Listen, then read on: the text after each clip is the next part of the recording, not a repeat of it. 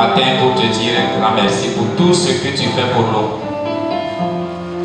Il t'a plu de nous rassembler encore devant toi, afin de nous édifier à travers ta parole. Seigneur, nous disposons nos cœurs et nous nous abandonnons complètement devant toi, pour que toi-même tu sèmes ta parole au milieu de nous, et que ta parole touche les cœurs et qu'il y ait des transformations dans nos vies. Seigneur, moi-même je m'efface complètement. Je ne suis qu'un instrument que tu peux utiliser, un canal que tu peux utiliser pour déverser ta parole sur ton peuple. Seigneur, alors fasse en sorte qu'ils écoutent ce que tu as préparé, tu as prévu pour eux. Que la gloire et l'honneur te retournera à la fin de ce message. C'est en ton nom, Seigneur Jésus-Christ, nous avons prié reçu. Amen. Amen. Si quelqu'un est content d'être dans la maison de Dieu ce matin, qu'il acclame le Seigneur Jésus-Christ.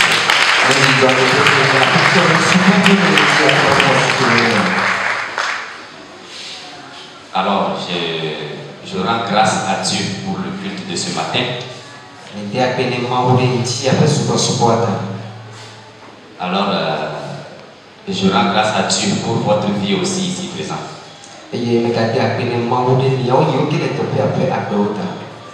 Alors j'aimerais savoir que nous commençons, nous continuons. Est-ce que tu as déjà souri à celui qui est à côté de toi ce matin?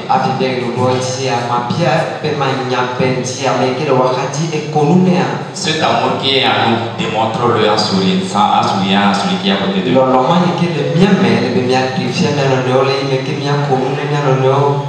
Parce qu'il y a plus de la joie à être dans la maison du Seigneur. Amen. Nous croyons que ce culte est dédié spécialement à Dieu.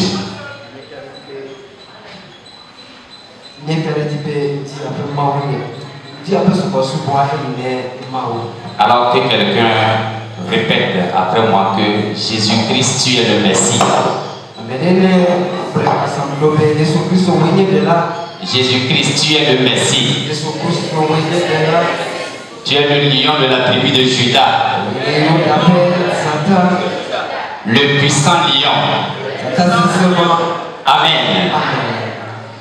Nous avions déjà vécu une partie de la prédication de ce matin à travers le moment que nous venons de passer devant le Seigneur, histoire de nous introduire dans la présence de Dieu.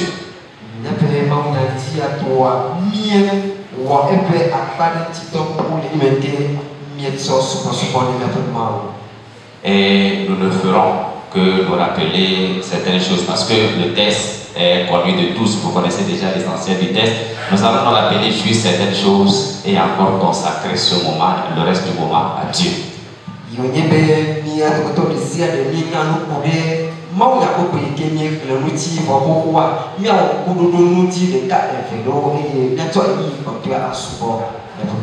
Nous avons lu dans Psaume 100, les 5 versets. Parce que le Psaume 100 n'a que 5 versets.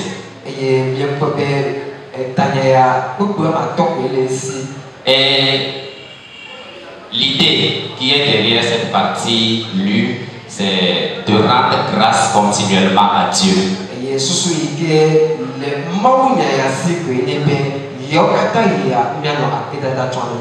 Et nous voulons à travers ce message amener l'auditoire à comprendre l'importance qu'il y a ou la motivation qu'il y a derrière le fait de rendre action de grâce à Dieu.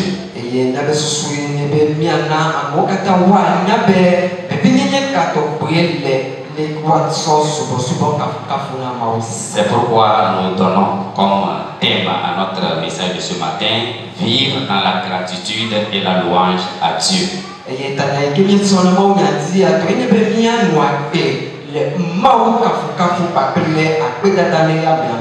Vivre dans la gratitude et la louange à Dieu. Et nous allons, bien notre objectif en finissant ce message, c'est que tout le message doit tourner, ou bien qu'un chrétien sache que le vrai disciple chrétien témoigne sa gratitude à Dieu par ses actions de grâce.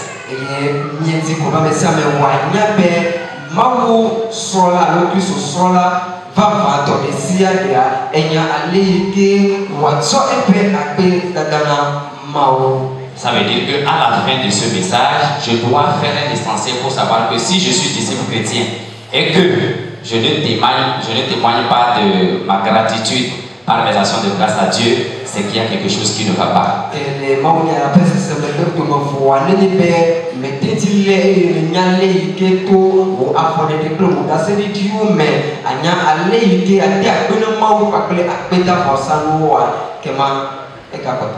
Alors, si afin que nous puissions marcher d'un même pas, je vais nous prier de prendre notre bulletin et lire ce principe ensemble.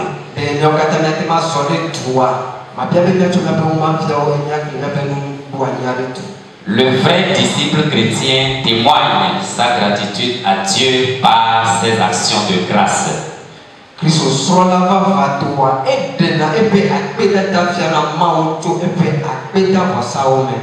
Alors lisons-le. Le vrai disciple chrétien témoigne sa gratitude à Dieu par ses actions de grâce. S'il vous plaît, répétons-le encore. Le vrai disciple chrétien témoigne sa gratitude à Dieu par ses actions de grâce. Amen. Amen. Alors, si quelqu'un a compris ce principe qu'il acclame notre Seigneur Jésus-Christ.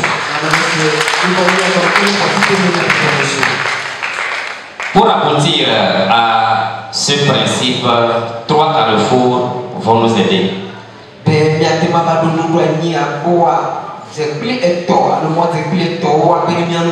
Premièrement, nous allons parler de l'appel à la louange.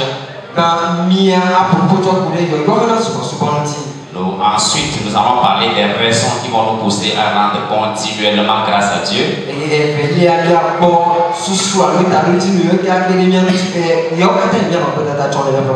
Et enfin, nous allons rester dans l'environnement de la bonté, la miséricorde et la fidélité de Dieu.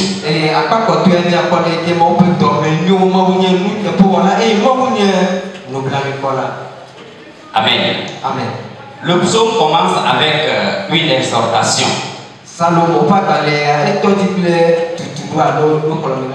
Il dit, poussez vers l'Éternel des cris de joie. Alors, c'est à qui il s'adresse en disant, poussez vers l'Éternel des cris de joie? Le psaume s'adresse, bien le message ici s'adresse à tous les habitants de la terre. Nous poussons souvent des cris de détresse. Nous prenons tout notre temps nous lamenter sur une situation même qui ne vaut pas la peine.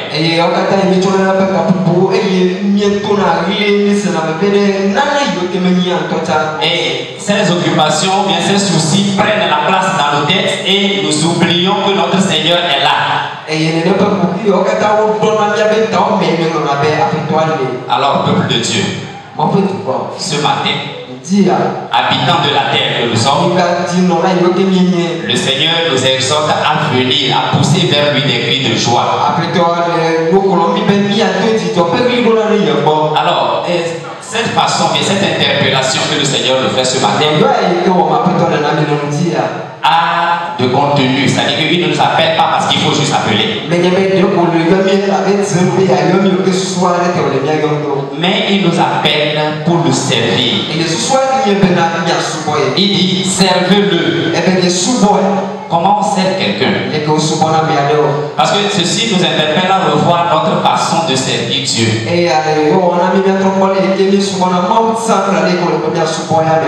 En tant que peuple de Dieu, nous ne servons pas Dieu seulement en venant à l'église le dimanche. Nous ne servons pas Dieu seulement en payant nos dîmes. Mais nous servons Dieu en nous mettant à son service. Amen.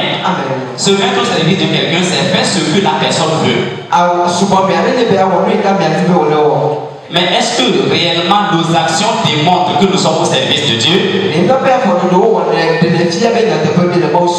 La façon dont nous servons, nous adorons Dieu, est-ce que ça démontre que nous servons un Dieu suprême? Il dit de venir avec lui, devant lui avec des allégresse. Il faut vivre pleinement sa présence. Amen. Nous devons être quelqu'un qui comprend ce Dieu que nous servons pour pouvoir le servir. Nous ne devons pas le servir par contrainte. Bon, on a dit qu'il est Dieu. Alors il faut le servir. Est-ce que mes actions que je mets dans mon adoration, dans ma façon de faire, de me servir, des actions de grâce que je rends, est-ce que ça témoigne de la connaissance que j'ai de ce Dieu?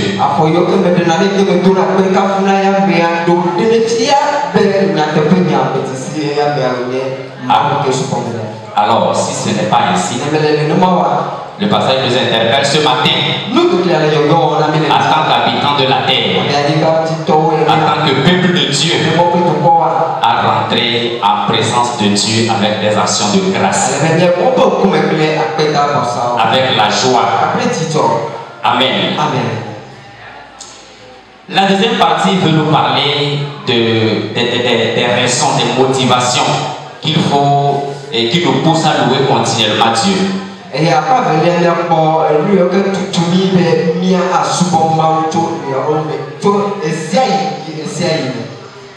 Là-bas, c'est à partir du verset 3. Parce que les raisons, c'est que c'est un impératif. Il dit, sachez que l'Éternel est Dieu. Le sachez là-bas, c'est un impératif. Ce n'est pas négociable. Alors, qui est l'Éternel que je veux servir? C'est celui-là qui n'a pas de commencement. Et c'est celui-là qui n'a pas de fin. Ça veut dire que tous les problèmes qui m'entourent devant ceux de ceux que je sers ne connaîtront pas de commencement. Ça veut dire qu'ils n'auront pas de fin. Ce que je voulais dire par là, c'est que quand je viens avec lui, je viens devant lui, j'oublie tout ce que j'ai comme problème. C'est un Dieu éternel. C'est un Dieu tout puissant. Alors, quelle est la situation que je traverse et que ce Dieu ne peut pas résoudre? Amen. Est-ce que quelqu'un comprend un peu ce que je suis en train de dire? Si je comprends que ce Dieu, c'est un Dieu tout puissant, c'est un Dieu qui n'est pas limité par aucun événement, ça veut dire que la situation que j'ai en venant chez lui, la situation là ne le dépasse pas. Les problèmes que je traverse là, les problèmes là ne sont pas des problèmes chez lui. C'est lui le créateur. Amen. Ça veut dire que si je sers un Dieu comme ça, je n'ai plus de raison de m'inquiéter. Alors, est-ce que c'est le même Dieu que tu sers aussi? Il m'envoie te dire ce matin qu'il est là. Il suffit que tu te mettes à sa disposition, que tu le sers comme cela se doit, et il apportera des solutions dans tous tes problèmes. Amen. Alors, nous avions dit habitant de la terre. Quelle est l'identité de cette personne qui veut servir Dieu?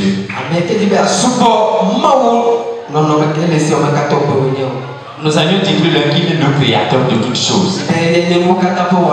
Alors, nous avions dit aussi plus l'un que le message s'adressait aux habitants de la terre.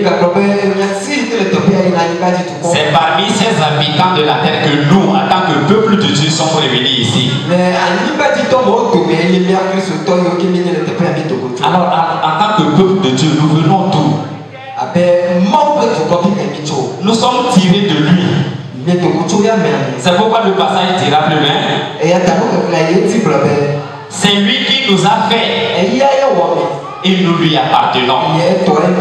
C'est-à-dire qu'il y a aujourd'hui des industries, des sociétés qui fabriquent des choses, des gens qui fabriquent des choses. Ils le fabriquent des fois pour commercialiser. Et une fois que ça arrive à ceux qui achètent, ce n'est plus le propriété de celui qui a fabriqué. Je prends juste un exemple. La voiture de... Bon, je prends la voiture du pasteur. La voiture Toyota Astra a été construite par la société Toyota Opel Astra. Alors, ils sont les constructeurs. Mais aujourd'hui, le propriétaire de la voiture, c'est le pasteur. Ce n'est pas ainsi ici. Nous sommes tirés de Dieu, mais nous l'appartenons toujours. Nous ne sommes pas propriétaires du Satan. Personne ne nous a rachetés. Malheureusement, c'est Satan qui a voulu nous racheter, nous amener vers la mort. Mais à travers Jésus-Christ, il nous a encore rachetés et ramenés à son papa. Amen. Alors, si nous sommes propriétaires de ce Dieu, alors, qu'est-ce qu'il faut que nous fassions? Il faut que nous nous soumettons entièrement à lui. Que nous partageons intimement son intimité. Que nous jouissons de toute la bénédiction qui est autour de ce concepteur. Que nous dépendons entièrement de lui. Amen. C'est pourquoi il a dit que les troupeaux de son pâturage. Le berger ne dépend pas du troupeau, mais c'est le troupeau qui dépend du berger.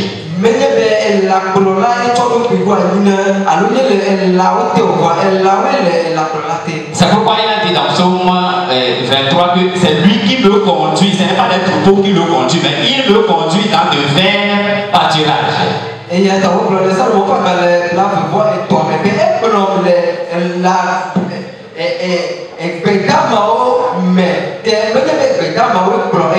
Ce n'est pas le troupeau qui conduit le berger vers le vert pâturage.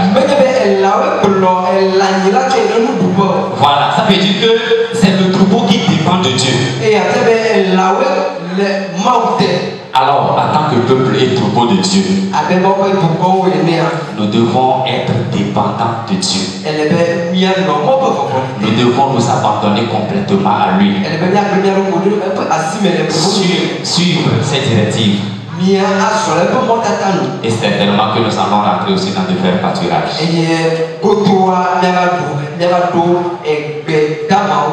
Amen. Est-ce que le Seigneur parle à quelqu'un ce matin? Qu'il acclame le Seigneur Jésus.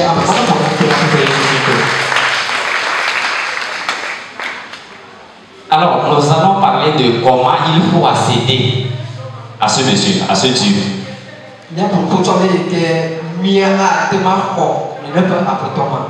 Le passage, si je le prends à partir du verset 4, il dit: entrez dans ses portes avec des louanges, dans ses parvis avec des cantiques.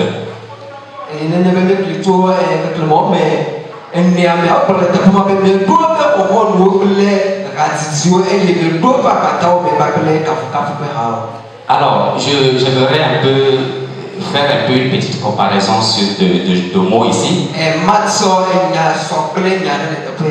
D'abord de louange et action de grâce, et d'abord je vais parler aussi de parvis et porte.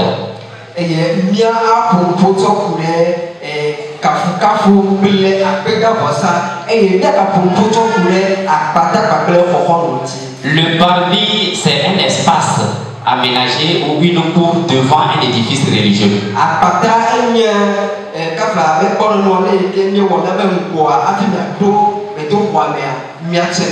C'est-à-dire qu'en un mot, c'est l'environnement autour de l'édifice. Alors, c'est qui l'édifice alors? Est-ce que c'est ce temple-là que nous voyons ici? La Bible nous dira plus loin que ne savez-vous pas que vous êtes le temple de Dieu? Cela ne veut pas dire que je dois venir ici à l'église avant de chanter des cantiques à Dieu. Ce qu'on veut dire ici, c'est que ce n'est pas qu'en venant de rester dans le parvis ici et de commencer les cantiques. Mais n'importe où je suis, en tant qu'édifice de Dieu, en tant que temple de Dieu, ce sont des cantiques qui doivent m'entourer. Alors, c'est quoi un cantique? Ce sont des chansons, des célébrations, des paroles, des discours prononcés pour la gloire de Dieu.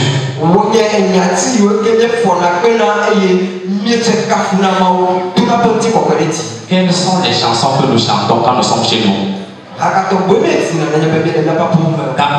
Dans nos maisons, dans nos services, dans nos marchés, quelles sont les chansons que nous chantons?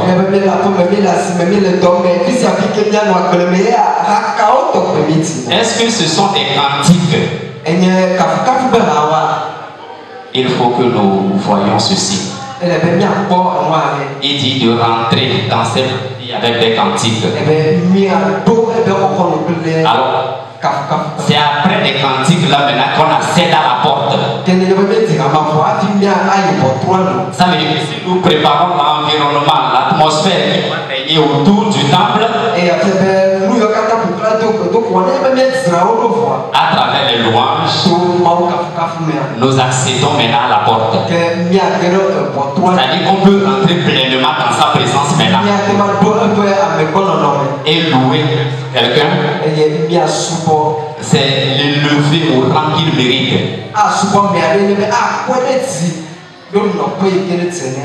Amen. C'est ce que le Seigneur a voulu que nous comprenions aujourd'hui. Que nous préparons l'atmosphère qui doit nous entourer à chaque fois, pas seulement dans l'église, mais nous en tant qu'édifice mobile.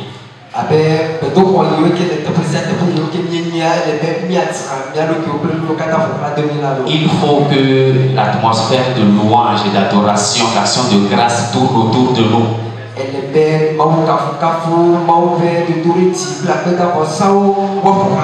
Et notre mission, c'est le célébrer.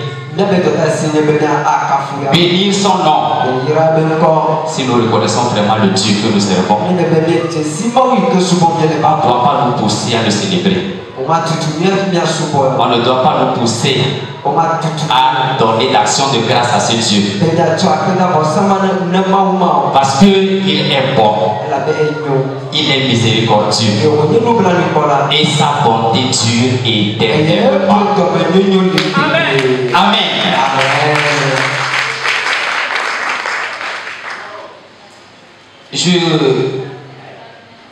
Je veux partager avec nous un passage que nous connaissons déjà de la Bible.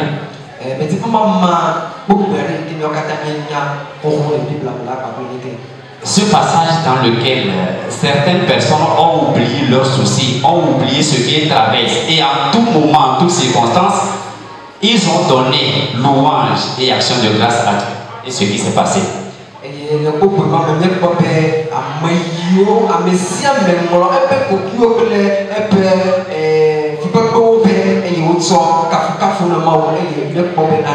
Et pourquoi je veux partager ceci?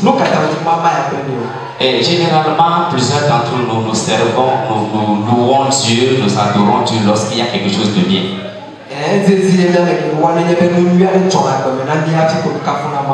J'ai gagné le boulot, alors Dieu merci. Il y a eu une bonne opportunité qui s'ouvre, c'est des raisons pour moi de chanter la louange à Dieu.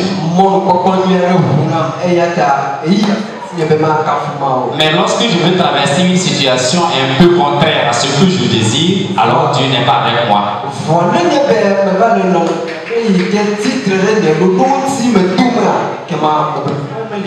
Le Seigneur ne nous appelle pas, il dit chanter à l'Éternel des cantiques de joie, peu importe les conditions.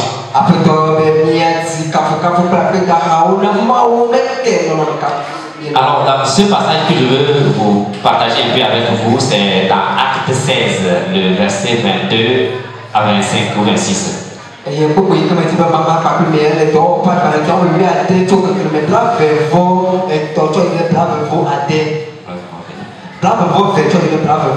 Et là-bas, il s'agit de Paul et Silas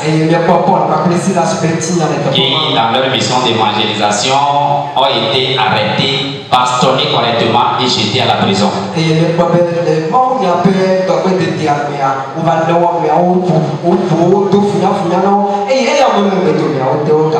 Nous voyons ici que la situation n'est pas favorable. Mais ils n'ont pas commencé par questionner Dieu sur pourquoi je fais ton service et on m'a renvoyé au boulot. Pourquoi je fais les dîmes régulièrement et la situation là se passe autour de moi. Des fois nous demandons Dieu, pourquoi moi? Qui veux-tu qu'on donne? C'est à qui le tour selon toi? Alors quand c'est arrivé avec Paul et Silas, ils ont été bastonnés et jetés en prison. Alors la Bible nous a dit que dans la prison, ils ont loué Dieu. Et cette louange a été aussi forte que les serrures de la prison ont été déverrouillées.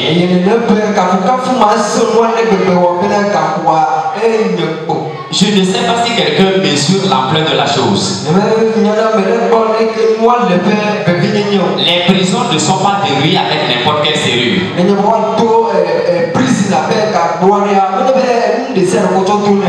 Alors, ce n'est pas seulement la prison, la cellule dans laquelle il se trouve qui a été déverrouillée, mais les autres prisons, les autres cellules aussi ont été déverrouillées.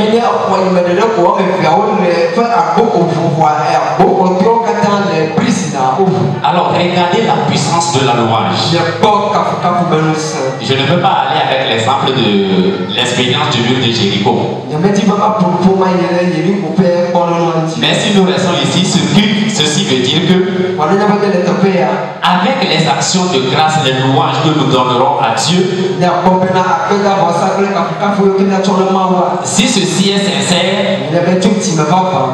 toutes les chaînes qui nous lient, toutes les portes qui sont verrouillées devant nous, au nom puissant du Seigneur Jésus-Christ, c'est verrouillé. Amen. Alors, que quelqu'un se résout aujourd'hui. Oui, une adoration sincère à Dieu.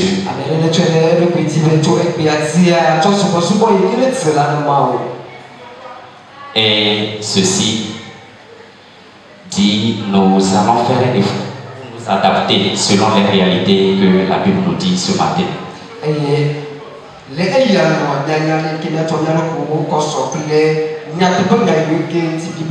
Nous augmentons nos chagrins lorsque nous nous lamentons.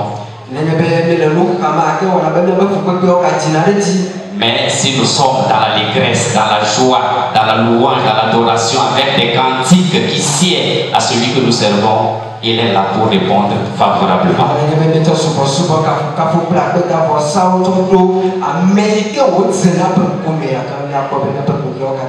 Amen. Prenons notre cantique et nous reprenons notre principe du jour. Et la formulation qui dit que le vrai disciple chrétien témoigne sa gratitude à Dieu par ses actions de grâce.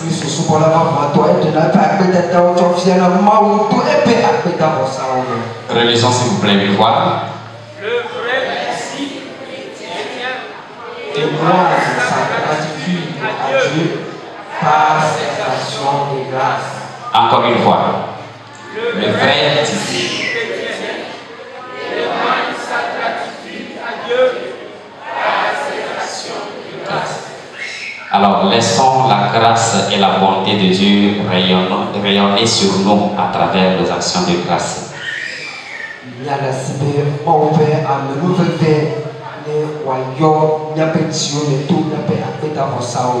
Et vivons dans la gratitude et la louange envers Dieu, quelles que soient les circonstances que nous traversons.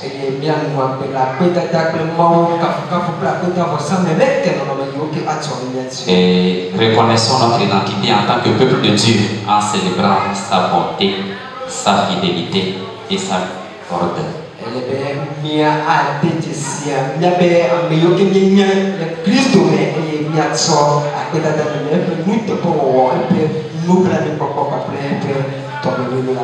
Amen.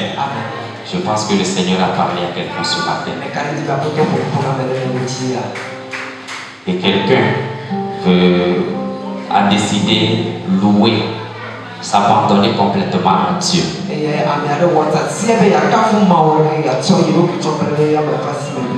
Alors, avec l'aide du groupe musical, nous allons partager ce moment d'intimité et avec notre Seigneur. Que ce message est tombé dans de bonnes terres et que ça va germer et porter beaucoup de fruits. Nous avions plus d'avantages à tirer dans ceci. Alors Seigneur, aide-nous à ne pas être seulement des gens qui écoutent, mais des gens qui se reçoivent mettre en pratique tes enseignements. En fait, que nous puissions marcher dignement avec toi. Merci Père Céleste. Merci Seigneur. L'honneur, la gloire et l'autorité est à toi. Nous t'élevons en puissance et en dignité. C'est en ton nom Seigneur Jésus-Christ que notre prière est reçue. Amen. Amen.